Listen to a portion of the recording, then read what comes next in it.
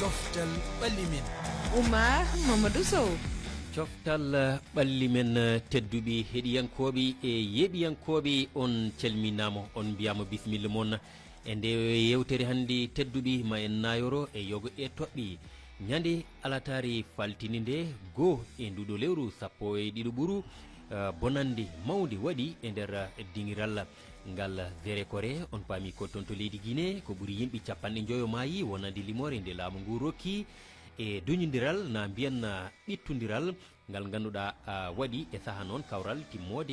lata ballon hakkude kippu mbo laabe e kippu mbo kankan ko ɗum rokkat en fartangi hannde e yewtude e toɓɓere fitinaji e nder dingri coftal ɓalli hol ko addata ɗi fitinaji e holno ɗi ndentorte holko hani hen wonde darde mofte coftal ɓalli africainkoje ha e winderiyankoje ɗe ma en kal kadi e folitiroji africainkewo ngo handball lawol nogas e jeego ɓiwol ngol fijama to RD Congo guila nogas e jeetati sappo e goho ɓuuru ngol jofiya seta hanki Congo tonto Congo mbiyen wonno ko Angola fooli e kawral timode ngal ko Sénégal ɓe pooli men garto hen men timonir e championnat ji guiɗe Europe ha e Afrique tedduɓe ko ni woni mbadi yewtere nde bisimilla moon.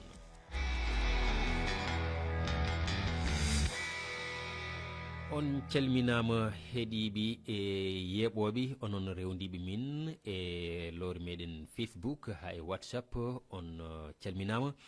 tedduɓe no alet kala ɗo banggam ñamoɗo enen gonde e Dieynaba Sow mi salminima Dieynaba. Salmitama Oumar Sow en calmini hettiyankoɓe kala. Harouna Déme to banggam nano mi salminima Seydi Déme. Mi salminima Oumar mi salmini hettiɓe kala. Toon to Paris la France eɗen gondi e Yero Mangara mi salminima ceerno Yero. mi salminima Seydina Oumar mi salmini ɓe gonduɗaɓe toon e Dakar fof. tigi a salmitama tedduɓe no mbiruɗen joni eɗen gandi ko hande waɗi yontere hurde ko oɗo musiba watno toon to leydi Guinée kawral ino doganno hakkude oɗo kippu mbiteɗo équipe préfectoral mbo laabe e kippu mbo kankan tawi noon ɗum waɗanno koto Vere Kore ko wuro ɗimma ɓurgo mawnude e nder leydi Guinée ñande hen noon ina wayno ɓittodiral waɗi duñodiral kadi waɗi sababu o ma en jaadu hen e omo ganduɗa ko Mamadou Saliou Diallo ko eltowo mbiyen entraîneur kippe préfectoral mbo laabe omo artan en eno alhaali o yaruno haade meɗen yajñade hen. min waɗi sélection ɗo min yaari Vere Kore toon alhamdulillah min wi 4 match min gagni ɗi fof min yehi final ha final on ko hewti min yehi sugol final on Allah waɗi min wi final on première mi-temps on arbitre on comporti no moƴƴiri deuxième mi-temps on par ce que hari ko andoton e on terrain ɗo y avait plus de 30 000 personnes ka terrain e no heewi tef min continue match on deuxième mi-temps ha no heddi 15 minutes lanitagol match on arbitre on hokki men rouge ɗiɗi tan on 15 minutes e kuuli hokka 5 minutes kadi arbitre on après ɓeyti o siflani ɓeya penalty ay ka ballon arda ka goldi ko ɗum monini yimɓe ɓen seeɗa yimɓe ɓen inni wonana kaga yimɓe ɓen inni wonana ɗon ɗum supporteɓe ɓen jokkintini kaaji ɓe beddi kaaji e min mi wata haalande on ha sori ɓen inni no hawdeme ɓe fettini gazon deke ko ɓe fettinno gazon jaman ukkodiri tawi yimɓe no heewi bafal janangal permama ko buskilat don e bagar on ko ɗum waɗi ha wari yimɓe toon ɓuyi ono woni bafal ngal ko homɓe sokkuno bafal ngal minen tigi ko ɗum noon ɓuri men ŋaldinde so yi ko 30 000 fayda personne woni tawa ɓe bafal janangal sokete ko buddu woni toon e kuuro jawotako haray ko hawni ko Mamadou Saliou Diallo ko entraîneur équipe préfectoral mbo laabe ko Fatoumata Sy Sawane ɓamani en haala makko en nani capanɗe tati ujunere e yimɓe gonno e ngal dingiral ngal Vere Kore tawi inirano ngal kawral timmodi ko Mamadi Doumbia horejo leydi ndi e oɗo saaha hande Yero Mangara ka an iddotomi rokkude konngol toon to Paris ko toon gonɗa kono a yiiki kewi ko e nder dingri meɗen ngal ɗo dingral toon to Guinée ko ɗum yeru hayso tawi eɗum waɗa e leyɗi taw waɗani mayɓe hono ni eɗen gowti kam nandi fitinaji e kareli hakkude jingnoɓe kippuji e nder ha joni kawre meɗen lata ballon ɗo gonɗa to nde tinɗa ɗum hol miijo mo gadiɗa hen jogade anni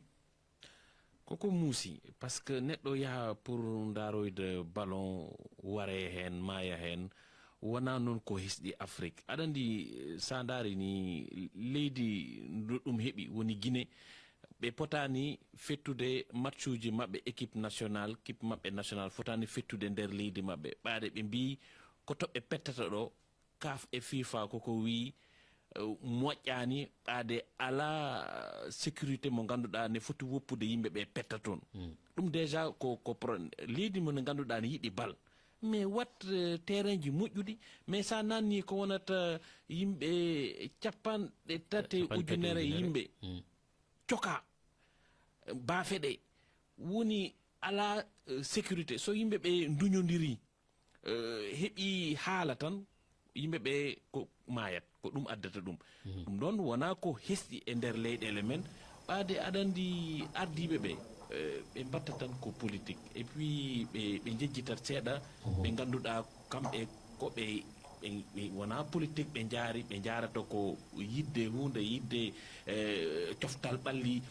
ɓe jejjitta par ce que ɗum ɗo e nder leydi heɓɗo ko wiyete démocratie enquête uditate te kala mo ganduɗa junngo mum naati hen foti nangede soke ɓaade ko kañum wari ɓiɓɓe jananɓe eyyi fiftindi ardiɓe leydi ndi attingte procureur jo république mbo Guinée holliti loskoji udditama hen eteɓe ñaagui dendagal ɓe ganduɗa ko joguiɓe kabaruji bawɗi wallude e gonɗon losko yo ɓatta rokkiro ina wayno ɗin ɗon kabaruji Arouna en nani no yero o wirini ɗum ɗo kadi wona kesum beele ina waɗi peeje bawɗe waɗede ha ko waynino rente gaga dañji dingri jaaduɗi e jamanu no wiri fewre adina de woni yimɓe jaggine niidi tawon comportement ji no yaadi e banggue sport ha namdi ho sport résultat tati tan waɗi a gagnama a gagnima walla on foddi hay goto hawani on teldi caggal ɗum yimɓeɓe ne jahat stade ayi addi anani ho haali ho joni addi ɗum foof nannede walla yimɓe arbitre jeeya e football arbitre woda ƴetti décision mbiya a jaɓani leyɗele mawde de jawti ɗon hay so arbitre waɗi wona lawol yimɓe continue tan Guinée noon hande e leyɗele Afrique kewɗe ha joni tolni hoye situation mo ganduɗa so arbitre haali tan yimɓe jabta a yiiɓe kamɓe Tanzanie ñanden ha mbiya mbaɗa recours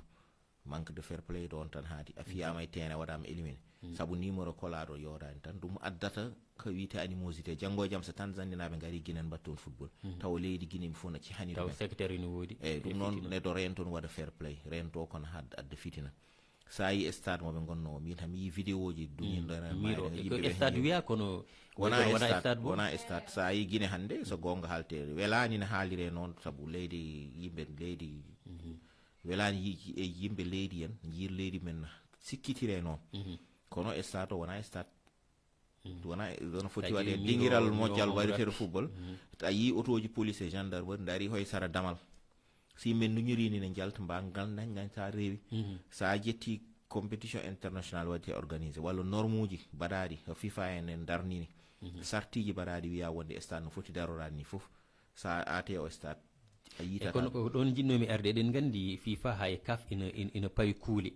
wonde kippu gendiji ko wiyete équipe international o kañumen sina petta ko ɗum waɗi jiyen noon kaali ɗum joni kip ummo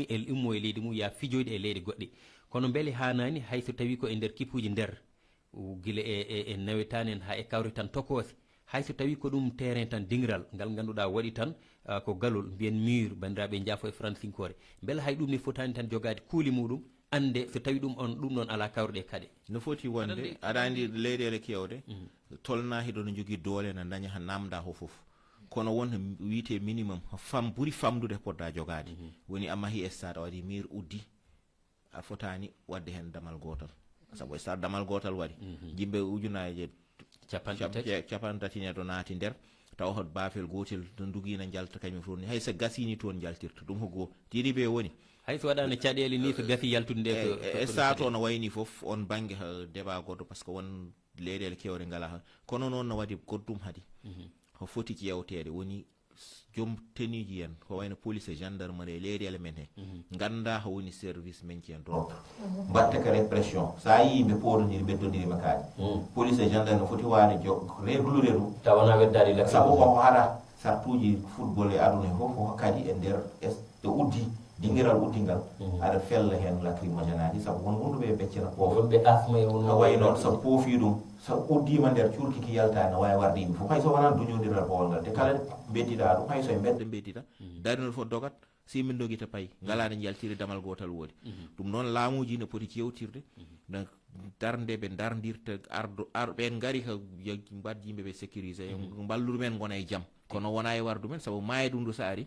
ha kamɓe ɓeydi ɗum kono noon enquête aji wiite naare ɗe jaltinta ɗum wiite tan ha wonde yeru mami are ma joni mbeɗa andi won jiɗɗani ɓeydude mi okko Dieynaba Sow anni yanima e miijuma e o musiba baɗɗo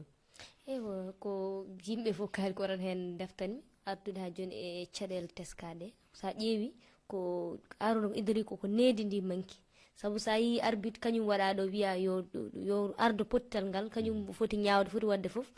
so waɗi ñawor wotere mbiya yara noon ɗum ene yiiya ɗo e nder stade uji meɗen ɗo waɗi ɗo hakkude Jara Pikine ha joni caɗele mabɓe cuwa reglude kadi probléme foof ɓuuri hen hewde ko gaz lacrymogène o yaawi ummade a yiyat kaaƴe ɗiɗi tattan kamɓe ɓe berlo te sukaɓe gone stade cuusa so waɗi tan ko dogdu jaɓanta ɓe jiiya ɓene patɗo ɓene pelɓodira ha ɗiɗo bonandeji mbaɗa hen ɗo e Sénégal ene yiiye kala saaha wadde kuule poɗɗe ƴettede woni kala saaha so neɗɗo waɗi kippuɗi ɗi ene jowe ene kuule tiɗɗe ne pawe dow men hono ɗo no wonno hakkude Mbour e Wakam ko fawno e Wakam ko kamɓe sikki kam ma jooɗo duuɓi kam hay sono waɗa ɗum yawata wattude ko wayno so e miiji ɗum ɗon wawi wonde hay supporter goto yiiɗa kippu mum jooɗo duuɓi ɗiɗi duuɓi tati ne yowa ɗo e Sénégal joni sikki ɓuuri hewde caɗele koye nawetanu ɗi hay ɗum joni seɓɓori saabu jowgol ngol wadde kuule ƴetteɗe ko kañen mbawi safrude caɗele e yeruma garami koma jokka wonko jinɗa en ɓeydu eyyi aɗa andi en pot enen ɓaade ko ɗum woni liggey men jayniyanke kalnan yimɓe ɓe goonga arbitre wona ñaawowo arbitre wona juge ko juge ñaawata arbitre a ƴettu neɗɗo mbiɗa mo ar wallu amen min ɗiɗo amen potta gonana amen hoorejo mataw ko ñaawowo kawral tan wadde ɓaade aɗa ɗum sayi aɗa andi tawde ko pellital mum kay ko tabitat France wiyatma que tu as pris une décision arbitraire woni a ƴetti décision mo ganduɗa min mi yadan hen par ce que neɗɗo ko neɗɗo mo ganduɗa ko paljowo juumat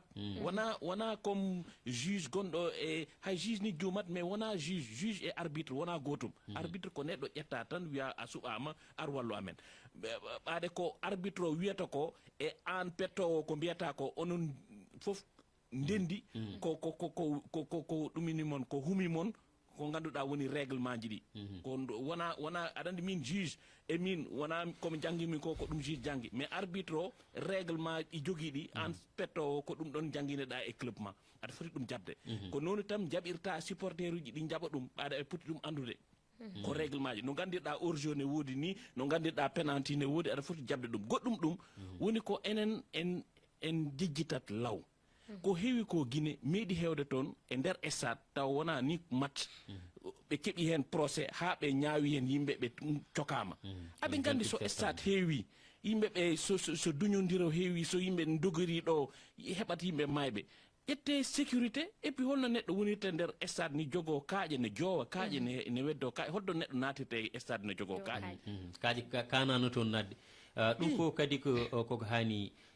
wattede haqqille lamdal battiningal tan Fadima Harouna en jutnima nde toɓɓere kono ko noon yewtere nde windori nde tawno ko nden toɓɓere ɓurnuɗen yidde rippude en jii mayɓe hen ɓe e ko laamu Guinée haali ko 50 kono pelle ɗe gona laamiyankoji e kadi woɓɓe loskoɓe kolli wonde ɓuuriɗo hon kono ko teska hen ina wayno ko sukaɓe ɓuuri hen hewde eɗen gandi sukaɓe ɓe ina jiiɗi tawtorede kawre mbaɗi ni beele ɗum ni kadi wona toɓɓere nde ganduɗa ko fonde ƴewtede beele e kawre enene hen ha tengti e wone dingri so tawi ɗoftaki wone kuule mbiyen norme uji beele ɗon kadi natoɓe hen ɓe potani ƴewede holi kayen e holi duuɓin jogui janggo jaam so wayni waɗi wawa rentede haɗi foof jaggaten tan ko woni hen gonga o e mayɓe ɓe hay goto jogorani andude saabu laamu ngu suurat so tawi yimɓe 150 mayri nde woni hen kaldi ni ɓe ganduɗa liggoto hoye ɗum ɓe laamu ngu yiɗa yettoyo toon saabu so wiyama 150 maayi hama stade ha wayni coupe mo ganduɗa président e nirono wonti musiba goɗɗo pour mabɓe kamɓe laamiɓe ɓe jiiɗa ɗum noon ɓe cuurat gongo ɓe calta jamais gongo hay goto jogorani andude mayɓe ɓe tan perdi ko mbiɗa ho noon suhaɓe pettugol kala sport sa wi sport tan suhaaɓe Sali sukaɓe jeunesse. ko suhaaɓe a wa hadde ɗumen yaade ko wayni hay so kadama mbiyama hoto ngari hoko garta ɗum noon mawɓe ardinaɓe ɓe saabu mawɓe gardi suhaaɓe mbatta kono ko mawɓe gardi mawɓe ardinaɓe ƴettata miijo wonde suhaaɓe so pippe men gonno est ce que ma mbaddu men condition ji bonditin ɗon kamɓe ministre uji gardi ɓe gardani bikkon mabɓe ɓe goppandu men no duñe walla no pette walla no jaɓɓe kamɓe poti ƴewde no ɓe darrorto darde nde ganduɗa henne maɓe nden ko waɗa e suhaaɓe aroɓe saabu sport yaadi hoye cuhaagu te passion mo yaadato laamu foti darade darde nde ganduɗa no walla yimɓe no mbaɗiri tawa haydara heɓta ɗumen hen kamɓe noon yiya ha woni ɓe darda hide en darde ɗum noon eɗen ñaagono ɓe ngannduɗaa ko ruttiɓen e kureji mumen no Allah wallirta ɗumen no muñiri ko waɗi toon ko muusi Afrique fof e windere nde fof toon to leydi Guinée leydi koddiidi e leydi kadi ndi ngannduɗaa ko banndiraagal hakkude mum e leyɗi ɗe hoddiɗe kala noon tedduɓe ko ɗum jinneɗen haalde e nden ɗon toɓɓere on jarama e miijojo mon ɗi ngadduɗon hen ɗi en jawtat tan e toɓɓere wonde mi haalino ɗum naani e gardini ndi eɗen gandi folotiro africayankewo ngo handball ɗum noon koto batte rewɓe tawi ko lawol nogas e jeego ɓiwol ngol fijama to RD Congo gila nogas e jeetati lewru sappo e goo ɓuru joofi ko aset hanki jeeɗiɗi nduɗo lewru sappo e ɗiɗi ɓuru kawral timmode ngal ko Angola foolingal foolik leydi Sénégal toɓɓe nogas e jeeɗiɗi ɗo Sénégal heeɓi sappo e jeetati Dieynaba mataw ɗum wonanani bettere enen gandi Angola koko safti ɗum wadde koko waɗi watti e on ɗon fannu o coftal ɓalli ɓe gona hen hoɓɓe e teɓe bilani hen folde beela wayno leydi Sénégal ndi ganduɗa ina yiltono raye muɗum gadana wadde mataw ɗaminano ko ene foolo beele wadde mbiyen on fannu andabel beele tan wona ko mi yiiɗa haalde francinkore kono waɗira ɗon tan ko annama yo fiija ha wiye fijama kono ko goto tan hewrori bettere kam ne woodi alani par ce que no mbiɗa ni Angola sa wi handball ko kamɓe ɓuri ɗum jeeyde sa ƴeewi kono tolno e laabi sappo e jeegom kamɓe ƴetti ɗum kadi ɗiɗo duuɓi cakkatiɗi fof ummade hitande ujunaje ɗiɗi sappo e jeegom somi juumani ha joni ko kamɓe keɓata ɗum kala nde waɗi kono noon Sénégal hikka yakare mawɗe ne jogono e muɗum saabu sa ƴeewi hakkude mabɓe Cameroun a ƴeewi Algérie a ƴeewi hakkude mabɓe Tunisie pottiɗe mabɓe ɗe mata ko goto tan woni koɓe jani hen wadde hayso woni kam Angola nde portano woni yimɓe kuuli kono yano kam ndeɓe jarni yakare ne jogano hen no fewi kono kam Angola ko kippu mawɗo kañum jeeyi no mbiɗani kañum jeeyi handball kam ɗiɗo duuɓi kam e Afrique guila fuɗɗi ha joni saabu e nder nogas e jeegom ɗi kamɓe sappo e jeegom ɗi fof kamɓe ƴetti keddiɗi tan jaari banggue wadde kono kam ɗum ɗo hollirta tan ko Sénégal nane e jaɓɓal hayso woni kala saaha ɓe jaaha ɓe goɗɗoya ɓe daaro kono aɓene jaɓɓal sa ƴeewi no ɓe jaari hen a ƴeewi kadi hay pottal mabɓe e Angola ngal musino kono ɓe poolaka ngulɗon pol no mbiyatni piyaka ngal ari wadde yakare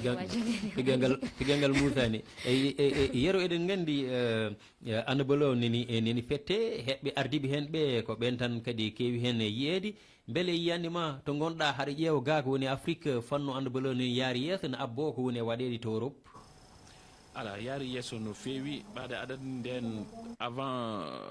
hade maɓɓe puɗɗaɗe ni aɗa andi fiyoɓe mais joni sa binoɗoma Sénégal ma yetto ha e final fotta e Angola yimɓe kewɓe jiyano ko way noon ɓaade ley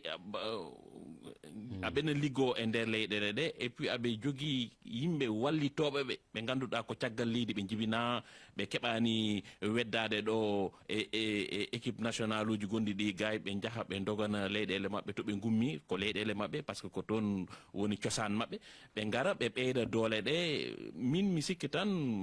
ko Sénégal waɗi ko ne moƴƴi ne yooɗi min mi weltima hen ɓaade mi sikkano maɓe jetta ɗo mais noon ne woodi sport ji ɗi ganduɗa Angola koko ɓooyi hen fawde koyngal woni kala ko ganduɗa ko heewi hen ko sport waɗirteɗe juuɗe woni basket woni handball kamɓe koɓe jooɗiɓe hen ɓe woyi hen liggade aɓe mbawani ɗum no feewi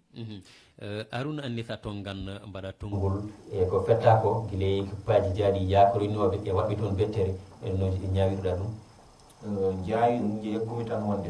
wona bettere Angola gaño ni men ganduno kamɓe aɗa andi niveau mondial ni kamɓe ɓe jogui ɗum noon woni différence mabɓe hakkude leyɗele keddiɗe leydi wande Sénégal no yaari yeeso ni saabu handball Sénégal no darino caggal duuɓi nogas walla capantati caggal kono yihino ho lajjuno e nder duuɓi 5-6 battididi manam sa jaggi na wini duuɓi 9 battidi 2015 faade joni Sénégal arti e handball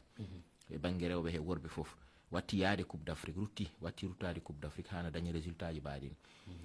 miijono hadi he baden équipe aji tunisienne walla égypte ni ma pour wotoyde kono noon yiyama debi watano bectere ni kamɓe hoɓe yatirɓe caggal saji so niveau ɗo tolni ɗo hoɓe debbe yatirde caggal seeɗa hay sinno Tunisie yettinoma ha demi final ɗum noon joni heddi ko Afrique dañi leyɗele nayyi jahanode ɗum coupe du monde paaɗo hitande mo paaden to henne to Allemagne darde wonde ƴeewomɓe tene daña saabu heewi so jeehi coupe du monde to banggue worɓe to yi heewi yiyede Tunisie woda ho dañi hen homoji walla Égypte ɓen ndiɗo ɓuuri darade e nder worɓe ɓe rewɓe ɓe ha Angola so yeehi ne benno hen sahaju premier tour kono keddidi so jeehi keewi tan yawde fiyede goto aɗen Sénégal ngol wattata laabi tati ne yahay coupe du monde ɗum noon woni holliri en sa ƴeewi hade édition ji 4 battididi ngol watti laabi tati adi laabi ɗiɗi en mbaɗi hen jaaha final ɗum hollira wonde nana yaara yeeso ɗum noon heddi tan hoɓe ɓuura darade darde ɓurde tidde seeɗa mboɗo sikkito e édition ji ɗiɗi walla tati paaɗi ɗi no mbawi ɓe cemoro hen ɓe daña hen hunde walla ɓe kepto hayso mbirta he Angola hamɓe kepto ɗum tigi Dieynaba Diarry gonmijo e secondaji seeɗa darnede Sénégal woni e waddi ha équipe uji goɗɗi ɗi gona Sénégal tan nde tawno ko Afrique fof kalaten iccilari nini waɗe enen kam caɗele men ɓuuri wonde fof kono Arouna wini mondial ɗo e Afrique eɗen kewi holdirde kamen kono so jeehi mondial tan kono Sénégal sa ƴeewi oɗo kan si kippuji ɓurno caggal Angola kippuji ɓurnoɗi huuleɗi ha tengte Tunisienne mar Sénégal liɓi ɓe lawol makko ngol muusino kono holliri en hoore makko wadde yakar ne wawi jogue tan hayso woni kam Cameroun ne yahorono kono yiyama ay Sénégal liɓi ɗum kadi wadde to mondial to hay sinno wawi kam woto koɓe mbaɗi kam seeɗa ñagoto kadi ni ɓe mbayla ko wiyete ko texte uji ɗi ɓaade ne woodi hen ummotoɓe caggal leydi jaaha beddoyo toon mbaɗa toon handball so ɓuuri moƴƴude tan leyɗele mawɗe ɗe kefta ɗe eyyi yerum paaɗon fiɗenoma mami arte ma joni uddunami yewtere nde haalandemi toon to Angleterre championnat o hakkude Manchester City mo ganduɗa hande koye jonde nayɓere woni e so tugnama e ko waɗanno e duuɓi ɓennuɗi yewtere nde koko seɓɓiti kono jinnomi artude koye Harouna nde tawno andi haade jeeya kadi wondemo jeyden kono aɗa jeeya e pelle dariɗe e alhaali coftal ɓalle e nder leydi Sénégal oɗo saa eɗen gandi leydi ndi neni jaɓɓo Ligue des champions Afrique to batte rewɓe e alhaali basket kawruɗen neni puɗɗo ko ɗo e Marius Ndiaye ɗe goni e waddi ko mbawɗa min haalande e ngal ɗo karol gongal e waddi équipe uji garɗi e ko fada henni kadi équipe uji garɗi ne daari seeɗa aɗa andi Égypte naaɓe gaddi ɗiɗi mboɗo sikkini kamɓe ne wawi jaggede wiyete favori ho kamɓe keedi dow won équipe adi no ummi no wiye ferroviaire ɗum Maputo to gummi muydo ko Mozambique wonde ma woppi hakkille seeɗa caggal ɗum ko ASC Ville de Dakar Sénégal saabu kañumen keeɓi ɗum o won équipe aji pournoji garde Nigéria ne gaddanodiɗi hen ko to arani watti Jeanne d'Arc de Dakar ƴettita ñande aljumande wonti ɗumen yiya hen ho noon woni FIBA no foti yewtide darde mum saabu ho fotini ara waddum gila lebbina ko fewje ne yimɓe jogui ha ñande alkamisa jamma e mbaɗa tirage équipe aji gandi groupe aji eme kawrata ɗum mboɗo sikki wona lawol darde nde ne heddi seeɗa on banggue sikki ala so Allah jaaɓi Aissatou Ly e kalden bandiraɓe mema artu ɓamta yewtere nde alet garowo ma ɗum jeeyi e toɓɓe ɗe waɗe bilan woni tonggode nde ɗum yurnite kalɗa ɗo koko caɗele kono yero mi artayma mi fuɗɗinoma haalde sonno ko sago en jaño toon e ndeɗo toɓɓere kono mi rittuto e mawa ko championnat woni Premier League toon to Angleterre ko Liverpool woni toon lamɗo Chelsea ne rewi hen Arsenal rewi hen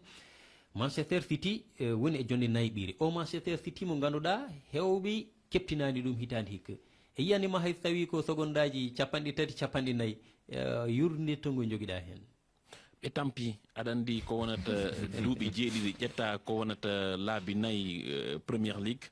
ɓe tampi ɓaade Pep Guardiola accatamo poofa wonata ko caggal ma ko hakkille mabɓe tampi hoore nde tampi ɓe fof mabɓe tampi ha kanko ni o jaɓi ɗum o wi ɓe tampi koɓe mbaɗi ko e duuɓi ɗiɗo ɓennude koko muusi ko noon yer ɗum noon tonguimo feewi min jettimo min jarima toon to Paris yeero a alet garo so Allah jaaɓi inchallah ɗum noon Arouna en mbaɗi noon ha yontere fande inchallah ha yontere Dieynaba Sow jarama ko noon aadi moon e Aissatou Ly lobo labajo no Ablaye Dicko wiyata ni ko alet paɗo so gen haaji Souleymane Ndiaye ane corongom keɗanno min to karalagal ngal juuɗe moɗon punnama tedduɓe Allah jarama on jarama